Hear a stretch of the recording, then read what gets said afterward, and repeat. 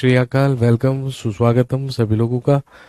दोस्तों, class live हो चुकी है। आप सभी लोगों का बहुत बहुत स्वागत, इस्तकबाल, अभिनंदन। 9:30 बज चुके हैं और तारीख आपको पता है, आज 2 सितंबर 2024 है। Class is absolutely live. जल्दी से मुझे याद दिलाइए, लास्ट क्लास में हम क्या पढ़ रहे थे, कहाँ तक पहुंचे थे। बातचीत वहीं से हम कंटिन्यू करेंगे जी। जहां तक मुझे याद है, हमने स्टार्ट किया था प्रोटो हिस्टोरिक पीरियड पढ़ना, यानी कि आधे ऐतिहासिक काल के बारे में।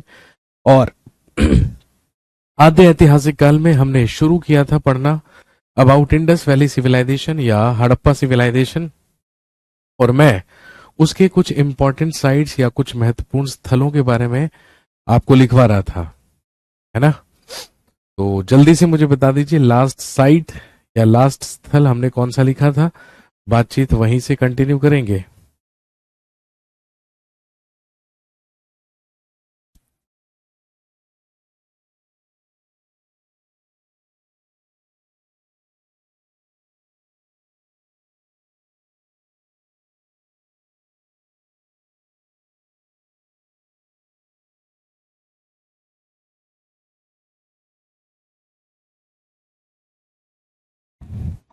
लास्ट साइट हमने कौन सी लिखी थी? रोपड़। ओके, तो लास्ट हमने लिखा था पंजाब का रोपड़।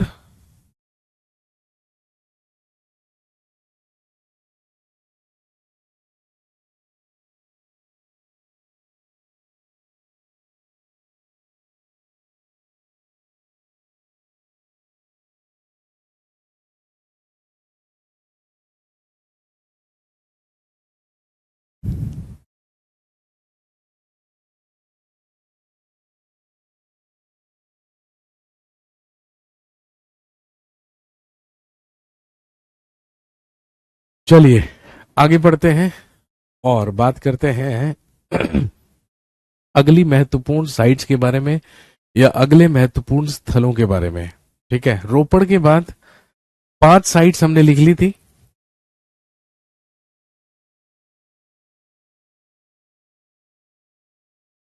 चलिए नेक्स्ट लिखेंगे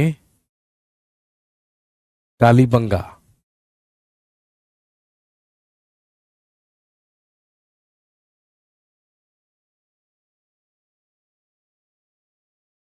अगला स्थल लिखिए कालीबंगा, जो कि वर्तमान में कहां पर है, ब्रैकेट में लिख लीजिएगा, राजस्थान।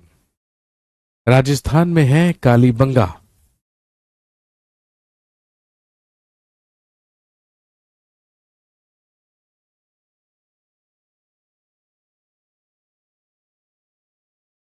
कालीबंगा की खोज भी 1953 में हुई eight the bank of Ghaggar river, Ghaggar नदी के किनारे।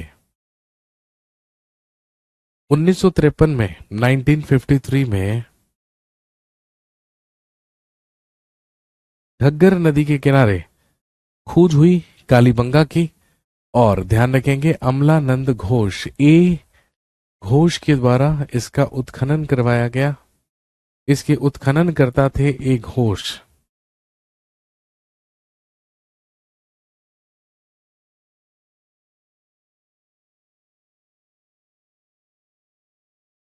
नेक्स्ट अगला स्थल लिखेंगे लोथल।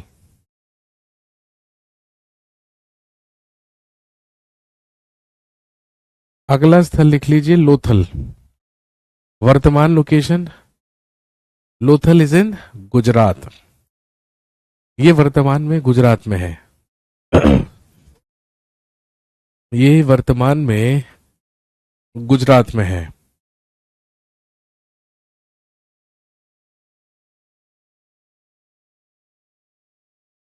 लोथल की खोज 1955 में हुई भोगवा नदी के किनारे, at the bank of Bhogava river. उत्खननकर्ता SR राव।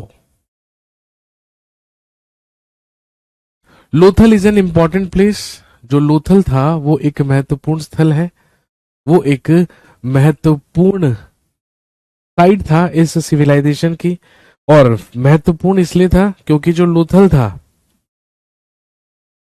आप ब्रैकेट में लिख लीजिएंगे, Lothal was a port of this civilization, Lothal इस सभ्यता का एक बंदरगाह हुआ करता था।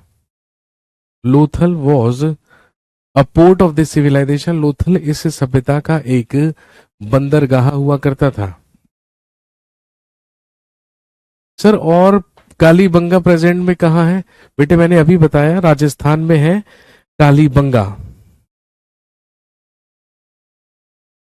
राजस्थान के हनुमानगढ़ में कालीबंगा नामक साइट है।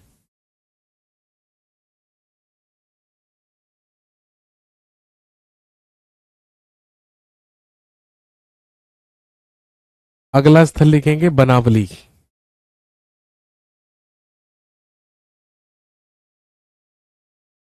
अगला स्थल लिखेंगे बनावली,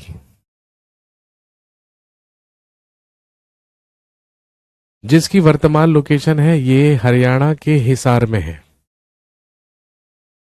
हरियाणा के वर्तमान में हिसार में है बनावली, जो प्राप्त हुआ सरस्वती रिवर या सरस्वती नदी के किनारे उत्खनन करता थे आर.एस. बिस्ट। इसकी खोज करता हुए आर.एस. बिस्ट।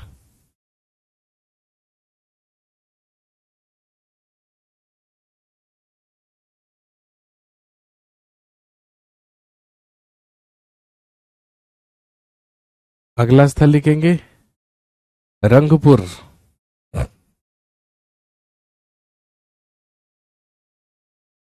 अगला स्थल लिख लीजिएगा रंगपुर।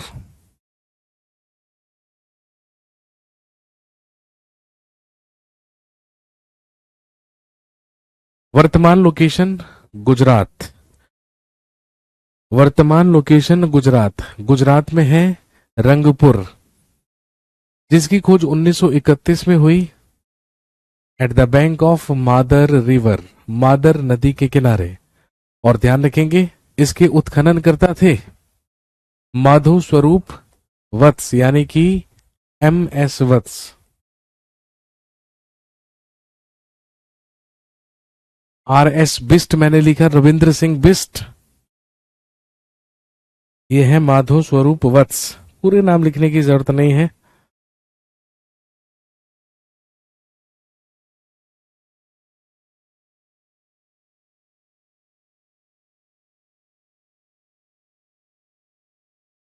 एक स्थल याद रखेंगे,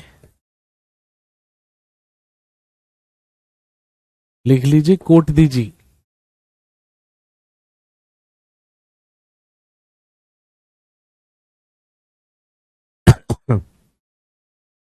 अगला स्थल लिखेंगे कोटदीजी।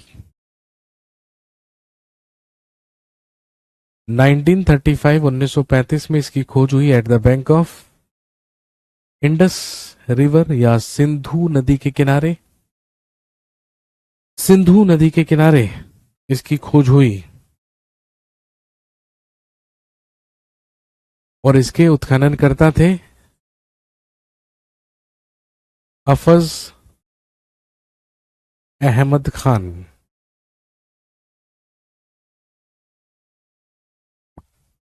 हफज अहमद खान।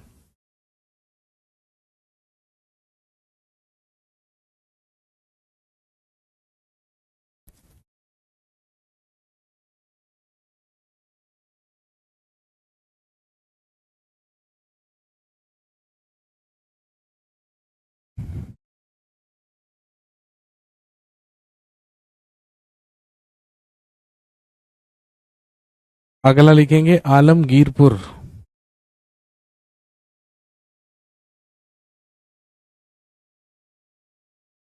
अगला लिखेंगे आलमगीरपुर, तो हम सब जानते हैं। Sir present location of Kot Diji, Kot Diji is in Sindh Balochistan. Sindh Balochistan में है वर्तमान में कोटदीजी, जो कि पाकिस्तान में है। अगला लिखेंगे आलमगीरपुर।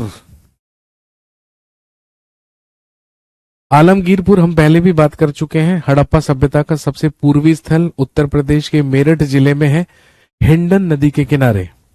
इसकी खोज 1958 में हुई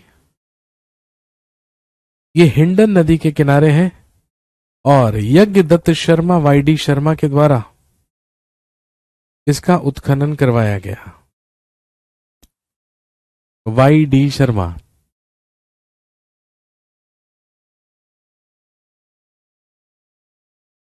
एक और लिख लेते हैं।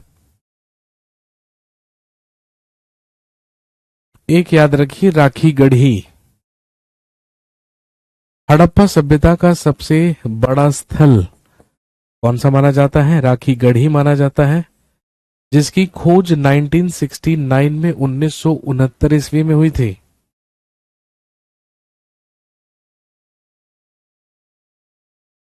Eight the bank of Saraswati river, Saraswati नदी के किनारे, और इसके उत्खनन करता थे सूरजभान। इसका उत्खनन सूरजभान के द्वारा करवाया गया था। इसका उत्खनन करवाया सूरजभान ने। ये कुछ महत्वपूर्ण साइट्स हैं हड़प्पा सिविलाइजेशन की, जो एटलीस्ट ये तो आपको याद रखनी है।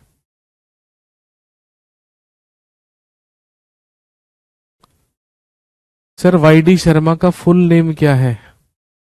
गजब आदमी, गजब सवाल है ये। यज्ञ दत्त शर्मा। क्या करना है भाई पूरे नाम का? ये बताओ। आर.एस. बिस्ट का पूरा नाम क्या है? अभी तुम्हें आधार कार्ड बनवाने इनके। आर.एस. बिस्ट लिख लो मेरे भाई, रविंद्र सिंह बिस्ट। हद्दी हो गई मतलब। जहां पे दिमाग लगाना है वहां पे लगाइए, जहां नहीं लगाना वहां क्यों लगा रहे हैं? और एट प्रेजेंट ध्यान रखेंगे, जो राखी गढ़ी है ये भी हरियाणा के हिसार में है। ये भी हरियाणा के हिसार में ही एग्जिस्ट करता है।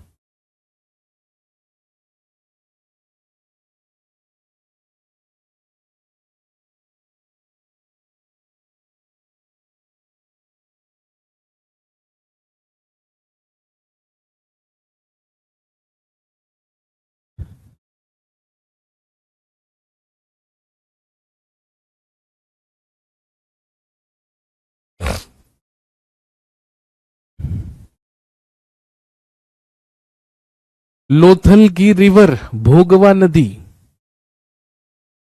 सर आलमगीरपुर कहाँ है? उत्तर प्रदेश के मेरठ जिले में।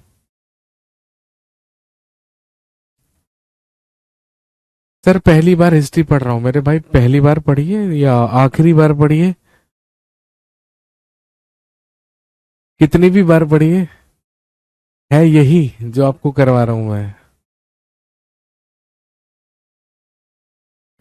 सर आपकी तबीयत ठीक हो गई? पहले से बेटर है भाई, पहले से बेटर है। पूरी तरीके से तो नहीं, लेकिन हाँ पहले से बेटर है।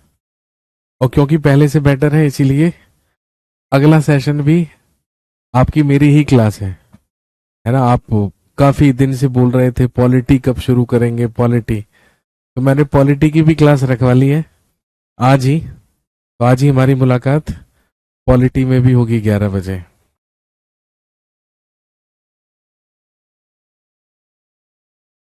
चलिए अब हम बात करते हैं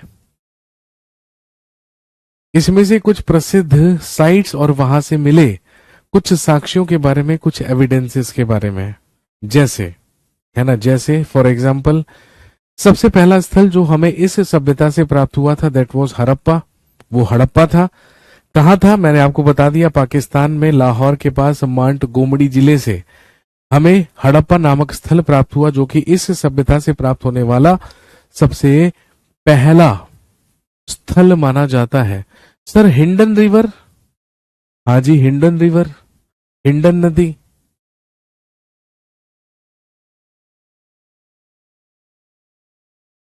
हिंडन नदी का नाम नहीं सुने हो? मेरे घर के पीछे से बहती है हिंडन नदी। नहीं बहती नहीं है, सिर्फ जगह है बहने की। बेचारी लगभग विलुप्त होने की कगार पर है।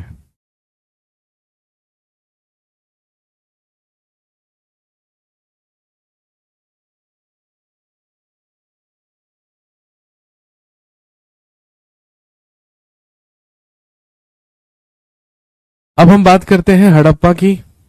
सबसे पहला सवाल आपसे पूछेंगे, बताइए हड़प्पा से मिलने वाली सबसे बड़ी इमारत कौन सी थी? Which was the biggest building found from Harappa? तो ध्यान रखेंगे, हड़प्पा से प्राप्त होने वाली सबसे बड़ी इमारत, सबसे बड़ी बिल्डिंग मानी जाती है अ 12 चैम्बर्स ग्रेन यार्ड, एक 12 कक्षों का अन्नागार। अ 12 चैम्बर्स ग्रेन यार्ड या एक 12 कक्षों का अन्नागार, ये हड़प्पा से मिलने वाली सबसे बड़ी इमारत थी, सबसे बड़ी बिल्डिंग थी। जब हड़प्पा में खुदाई की गई तो खुदाई के रिमेन्स या अवशेषों में जो सबसे बड़ी इमारत के एविडेंसेस हमें मिले वो एक ग्रेन यार्ड था, वो एक अन्नागार था। और ग्रेन यार्ड का मतलब है वो एक ऐसी इमारत जो कि अन्न रखने के या ग्रेन्स रखने के लिए ही काम में लाई जाती थी। ऐसा एक अन्नागार हमें कहां से मिला? हड़प्पा से, जो हड़प्पा से मिलने वाली सबसे बड़ी इमारत कहलाती है।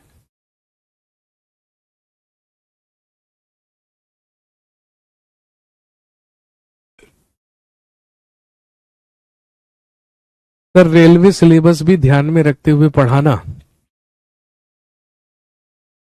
तुम्हें लगता है रेलवे का इतिहास अलग होता है और एसएससी का इतिहास अलग है? मेरे भाई, रेल भी तो तुम्हें भारत में ही चलानी है, या भारतीय रेल लेके मतलब पाकिस्तान चले जाओगे, अफगानिस्तान चले जाओगे? ऐसा तो कुछ नहीं है। ये अगर आपको किसी ने ये कह दिया है और ये बहका दिया है कि रेलवे के लिए इतिहास अलग है और एसएससी के लिए इतिहास अलग है, ऐसा कुछ नहीं है मेरे भाई, मन का वहम है बस। ये पढ़ने के बाद आप चाहे एसएससी का एग्जाम दीजिए, चाहे रेलवे का एग्जाम दीजिए, कोई भी वनडे एग्जाम दीजिए, आपको कहा है ना, उन सारे के सारे एग्जाम्स में यही सवाल है जो पूछे जाते हैं। ऐसा नहीं है कि एसएससी वालों के लिए भारत का इतिहास पूछा जाएगा और रेलवे वालों के लिए युगांडा का इतिहास पूछा जाएगा क्योंकि आपको युगांडा में ट्रेन चलानी है। ऐसा कुछ नहीं है भाई, समझ गए बात? परेशान होने की बिल्कुल भी जरूरत नहीं है। सर, हिस्ट्री की वीओडी का सीक्वेंस सही करा दीजिए। सीक्वेंस कुछ भी हो, हर टॉपिक, मेरी आदत है सबसे ऊपर टॉपिक और उसके नीचे तिथि, तारीख। तो तारीख से आपको तुरंत पता चल जाएगा सीक्वेंस क्या है।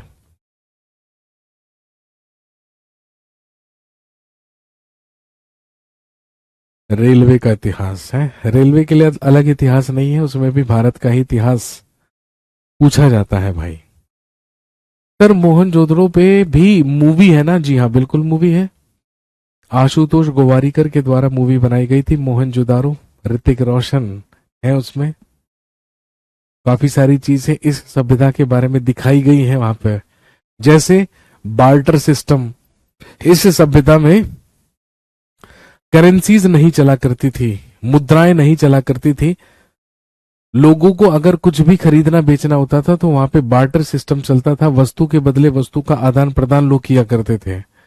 यही चीज मूवी में दिखाई भी गई है। तो हड़प्पा से मिलने वाली सबसे बड़ी इमारत है अ 12 चैम्बर्स ग्रेन यार्ड, एक 12 कक्षों का अन्नागार। इसके अलावा एक ग्रेव यार्ड यानी कि एक कब्रिस्तान, जिसको नाम दिया गया R37 या समाधि 37। R37 या समाधि 37 नाम का एक कब्रिस्तान, एक ग्रेवयार्ड, जिसमें खुदाई में हमें कुल, उत्खनन में कुल हमें 57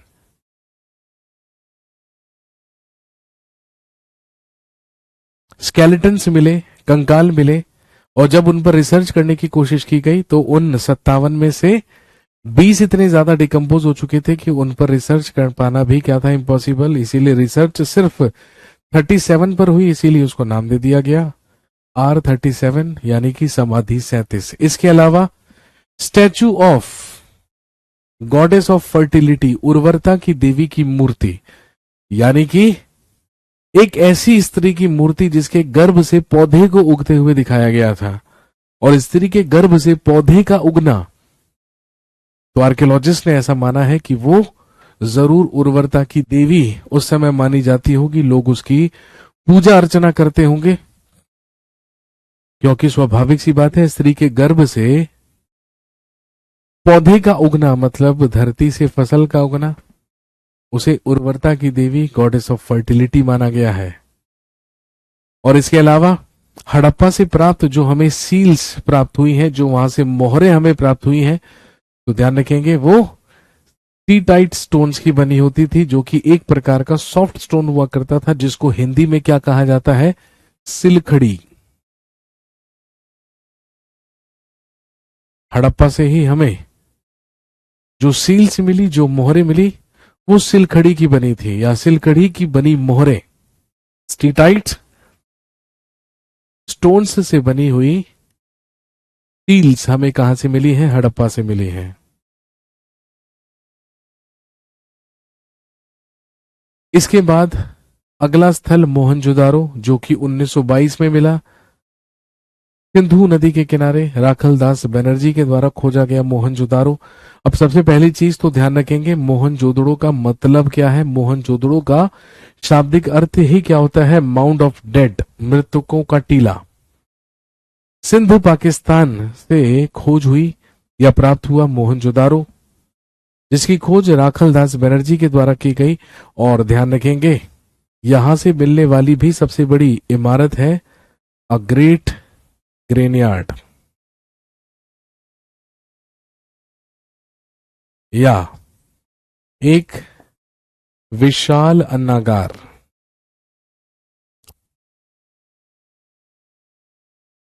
मोहनजोदड़ो से मिलने वाली सबसे बड़ी इमारत अ ग्रेट ग्रेनरी या ग्रेट ग्रेनयार्ड, एक विशाल अन्नागार। वैसे तो है ना, वैसे तो आपने कुछ इतिहास की किताबों में या कुछ जीएस की बुक्स में देखा होगा कि मोहनजोदड़ो से मिलने वाली सबसे बड़ी इमारत क्या है, लिखा हुआ मिल जाएगा अ ग्रेट बाथ, एक विशाल स्नानागार। लेकिन ध्यान रखेंगे, गलती से भी विशाल स्नानागार आंसर मत कीजिएगा। जिन जिन किताबों में आपने ऐसा पढ़ा है, एक विशाल स्नानागार अ ग्रेट बाथ, गलत हो जाएगा। इवन लूसेंट की बुक ज्यादातर स्टूडेंट इस्तेमाल करते हैं, लूसेंट में भी यही लिखा है कि मोहनजोदारो से मिलने वाली जो बिगेस्ट बिल्डिंग थी, जो सबसे बड़ी इमारत थी, वो ग्रेट बाथ थी। नहीं, ग्रेट बाथ नहीं थी, ग्रेट बाथ से भी ज्यादा बड़ा डायमेंशन किसका था, अ ग्रेट ग्रेनयार्ड, एक विशाल अन्नागार। सर अन्नागार क्या होता है, पापा की परी मुझे ये बताइए, स्नानागार क्या होता है, सभागार क्या होता है।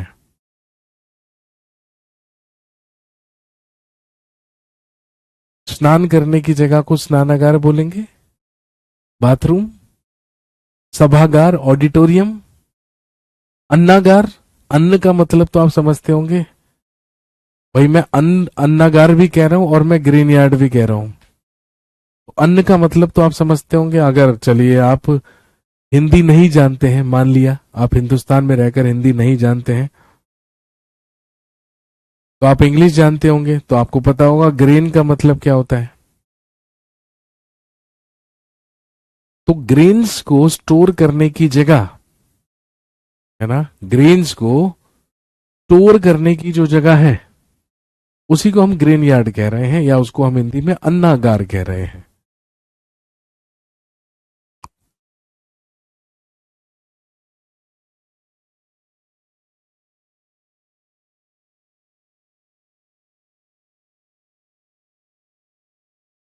समझ गई बात।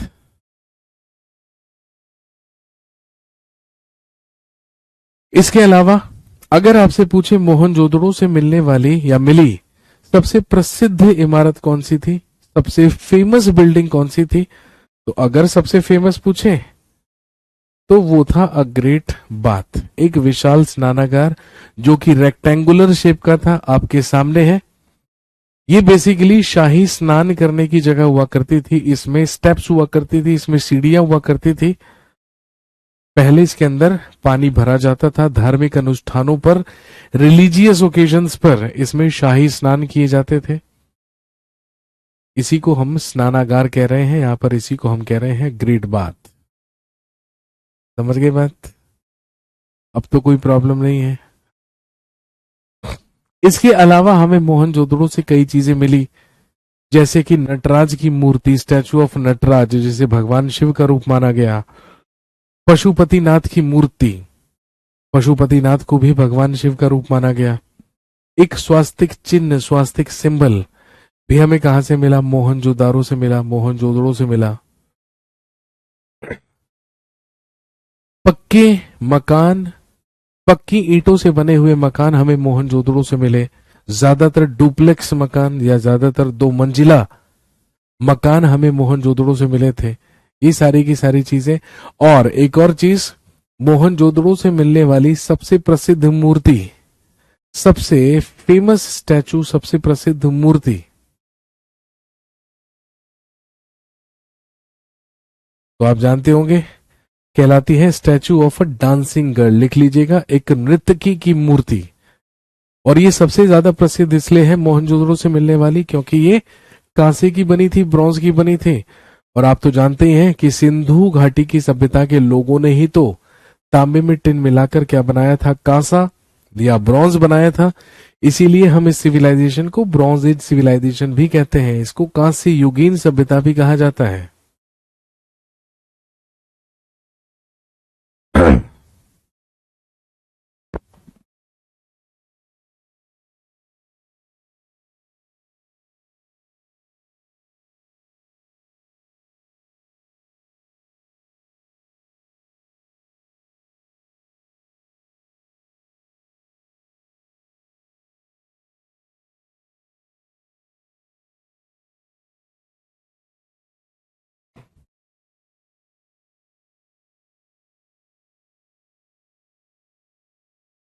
इसके अलावा, इसके अलावा ध्यान रखेंगे, हड़प्पा सिविलाइजेशन का जो एडमिनिस्ट्रेशन हुआ करता था, जो प्रशासन हुआ करता था, वो 2 जगहों से या 2 नगरों से चला करता था, हड़प्पा से और मोहनजोदड़ो से।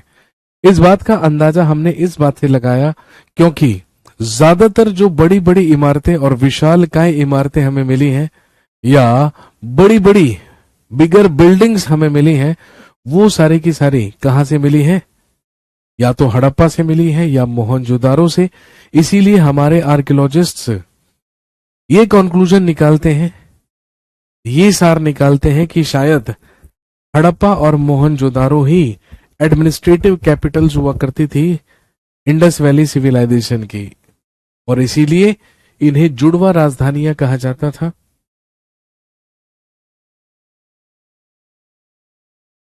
तो आप लिख सकते हैं, the administrative capitals of this civilisation, the administrative capitals of this civilisation were Harappa and Mohenjodaro. इस सभ्यता की प्रशासनिक राजधानियां, इस सभ्यता की प्रशासनिक राजधानियां हड़प्पा और मोहनजोदाड़ो थी।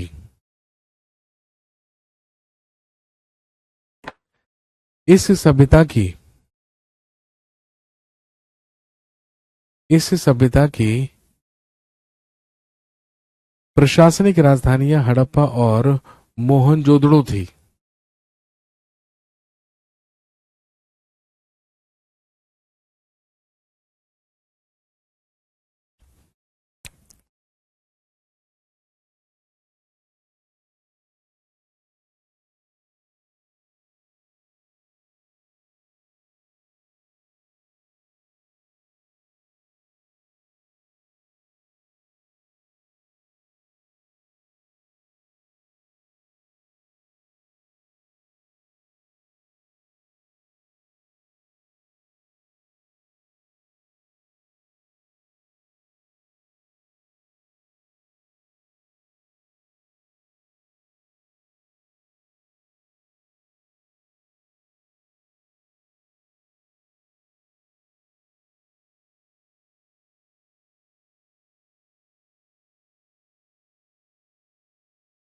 और क्योंकि 2 राजधानियां थी, इसीलिए इन्हें ट्विन कैपिटल्स कहा जाता था। देवर नोन एज ट्विन कैपिटल्स। इन्हें जुड़वा राजधानियां कहा जाता था। अगला इंपॉर्टेंट स्थल चन्हुदारो या चन्हुदड़ो। चन्हुदारो हमें इसलिए याद रखना है,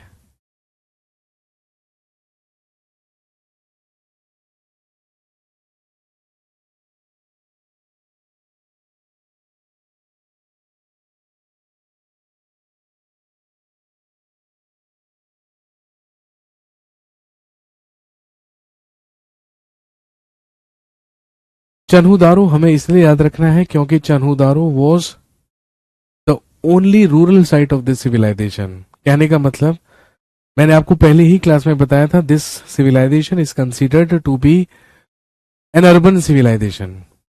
ये एक नगरीय सभ्यता थी, लेकिन इस नगरीय सभ्यता में एकमात्र ग्रामीण स्थल माना जाता है चन्हूदारो, क्योंकि यहां से एक भी सीटाडेल, एक भी दुर्ग का साक्ष्य हमें नहीं मिला है।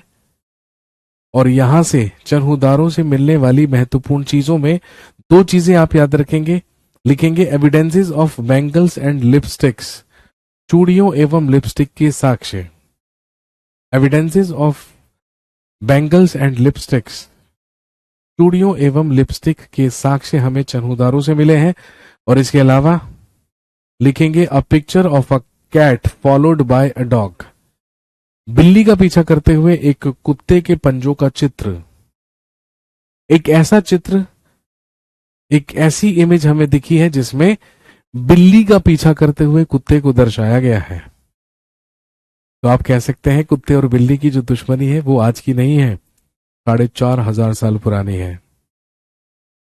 नेक्स्ट, एक साइट याद रखेंगे, दाऊजली हेडिंग।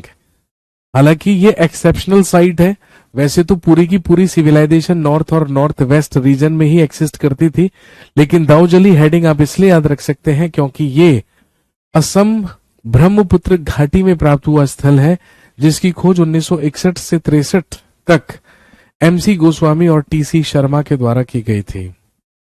और ये आप इसलिए याद रख सकते हैं क्योंकि यहां से हमें जेडाइट स्टोन्स मिले हैं या जेडाइट पत्थर मिले हैं, जिन्हें कहां से लाया गया था? चाइना से, जिन्हें चीन से लाया गया था।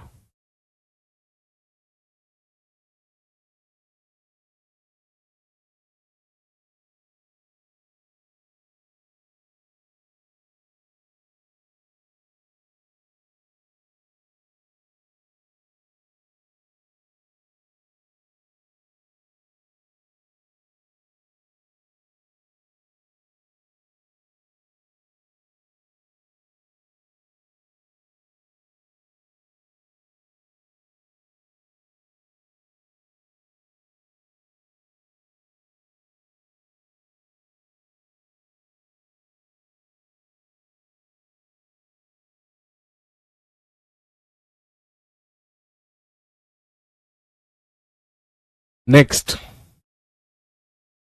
अगला प्लेस याद रखेंगे, मेहरगढ़। बलूचिस्तान का मेहरगढ़, ये वही मेहरगढ़ है जहां से, जिसको हमने नियोलिथिक पीरियड में भी पढ़ा था, और मैंने आपको बताया था कि मनुष्य के द्वारा कृषि किए जाने की जो शुरुआत है वो मेहरगढ़ से ही हुई थी। तो हड़प्पा सिविलाइजेशन में भी मेहरगढ़ एग्जिस्ट करता है, जो कि बोलंद नदी के बोलन पास में एग्जिस्ट करता है बलूचिस्तान में। इसकी खोज 1974 में जीन फ्रेंकोइस जेरिगे के द्वारा की गई थी। इसके बाद राखी गढ़ी, हरियाणा में सरस्वती रिवर के किनारे। तो ध्यान रखेंगे ये इस सभ्यता की सबसे बड़ी साइट मानी जाती है, सबसे बड़ी या सबसे बड़ा स्थल माना जाता है।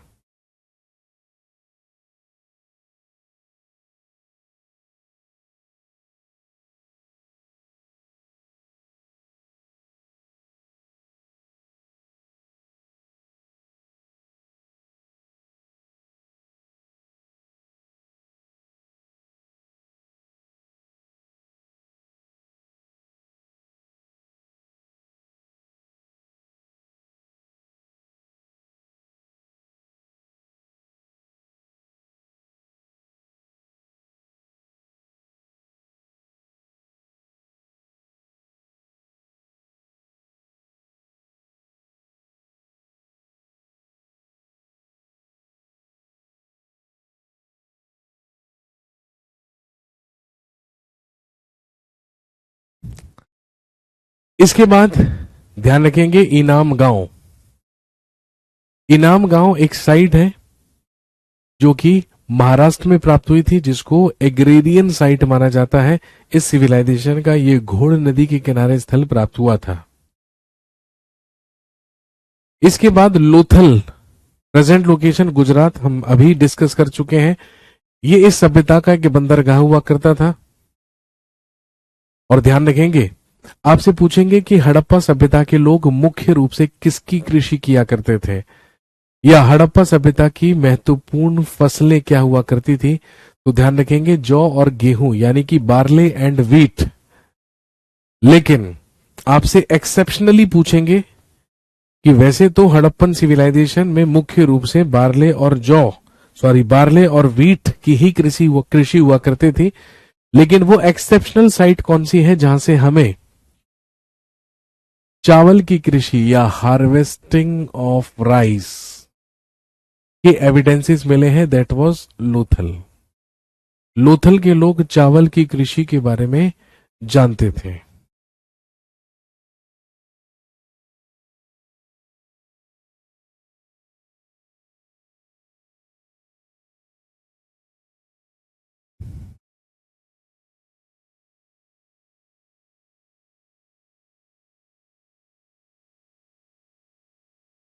इसके अलावा first evidence of sati system, sati प्रथा का सबसे पहला प्रमाण हमें लोथल से मिला है।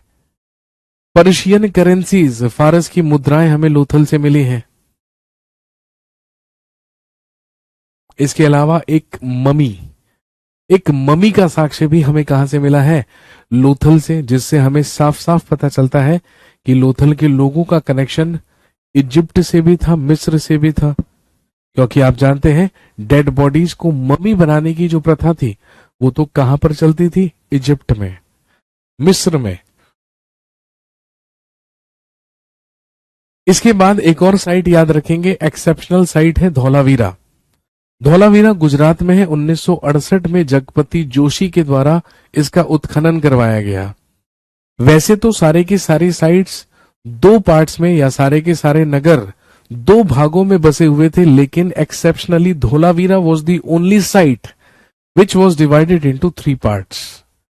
कहने का मतलब है बाकी सारे के सारे साइट्स के केवल 2 पार्ट्स थे, सीटाडेल और लोअर टाउन, लेकिन धौलावीरा एकमात्र ऐसा स्थल था जिसमें सीटाडेल, मिडिल टाउन और लोअर टाउन ये 3 पार्ट्स में क्या था, डिवाइडेड।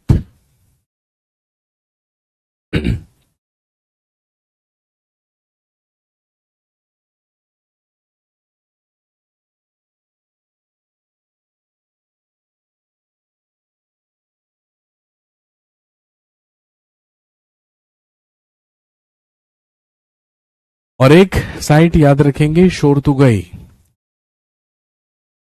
शोरतुगई जो कि अफगानिस्तान में है, जहां से हड़प्पा वासियों के टिन व्यापार और ऊंट व्यापार के बारे में जानकारी मिलती है। अफगानिस्तान की शोरतुगई से ही टिन मंगाया जाता था और कॉपर में टिन मिलाकर ही ये लोग कांसा बनाया करते थे, ये लोग ब्रॉन्ज बनाया करते थे।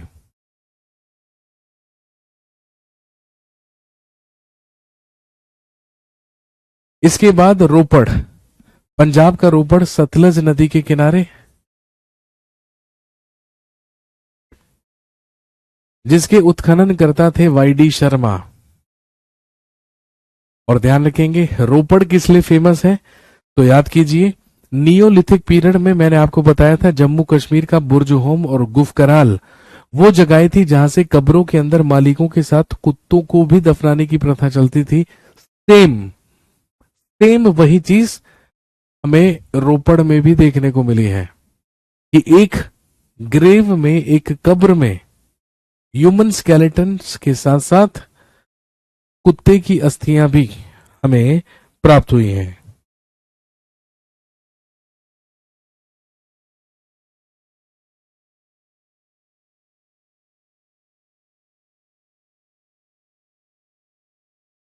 इसके बाद कालीबंगा, राजस्थान, यहां से मिलने वाले एविडेंसेस में फायर पिट्स, अग्निकुंड और प्लग्ड फील्ड्स, जुते हुए खेत सबसे ज्यादा महत्वपूर्ण है।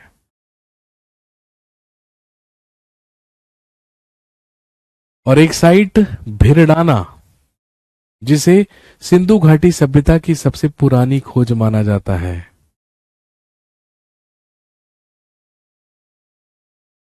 सर जी रोपड़ डिस्ट्रिक्ट भी है क्या पंजाब की? जी हां बिल्कुल, पंजाब में डिस्ट्रिक्ट है रोपड़।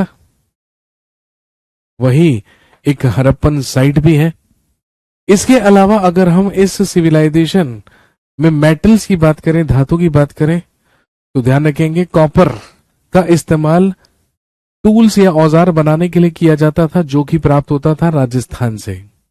ब्रॉन्ज, कॉपर में टिन मिलाकर ये लोग ब्रॉन्ज बनाया करते थे, जिसका एग्जाम्पल है statue of a dancing girl, अभी अभी लिखवाया था आपको, फ्रॉम मोहनजोदारो। और अगर हम गोल्ड की बात करें तो ऑब्वियसली गोल्ड ये लोग प्राप्त करते थे कहां से? केजीएफ से, Kolar gold fields from Kolar, Karnataka.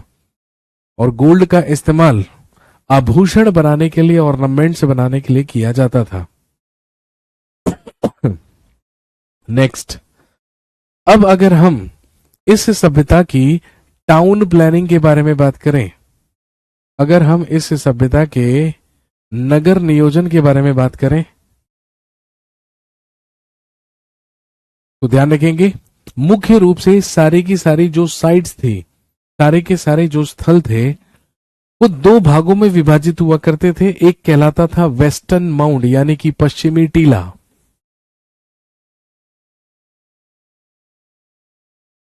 और एक कहलाता था पूर्वी टीला यानी कि ईस्टर्न माउंड। एक नगर को दो भागों में विभाजित किया गया था। जो वेस्टर्न माउंट हुआ करता था, जो पश्चिमी टीला हुआ करता था, वो अधिक ऊंचाई पर हुआ करता था लेकिन छोटा हुआ करता था।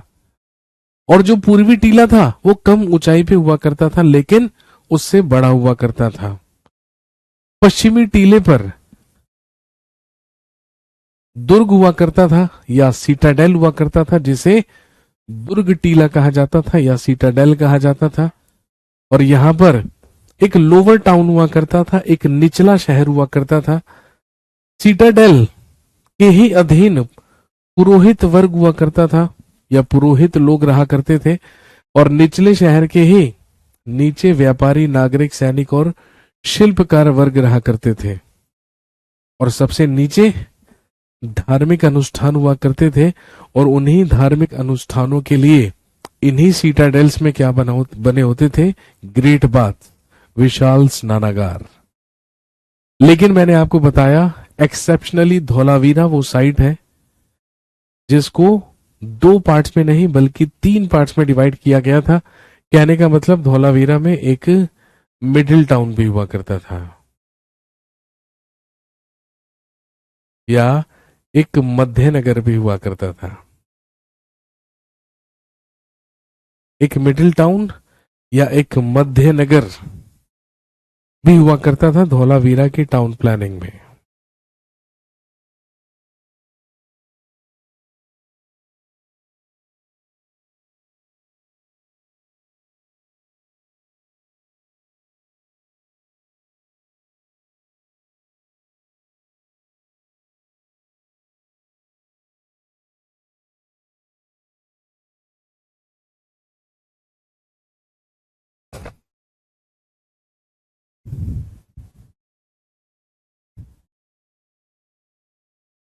इसके बाद पार्ट्स ऑफ अ सीटाडेल, जो एक दुर्ग टीला हुआ करता था, वो तीन भागों में विभाजित हुआ करता था। सबसे पहला अ स्टोर हाउस फॉर ग्रेन्स यानी कि ग्रेन यार्ड उसमें हुआ करता था, अनाज के लिए गोदाम। Great bath for important people, महत्वपूर्ण लोगों के लिए स्नानागार हुआ करता था। और साथ में fire alters for religious ceremonies, धार्मिक समारोह के लिए ही वहां पर अग्नि वेदिकाएं हुआ करती थी, फायर ऑल्टर्स हुआ करते थे।